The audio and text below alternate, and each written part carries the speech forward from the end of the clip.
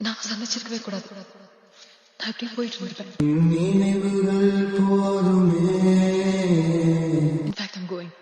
அது நிஜங்களை வெல்லுமே.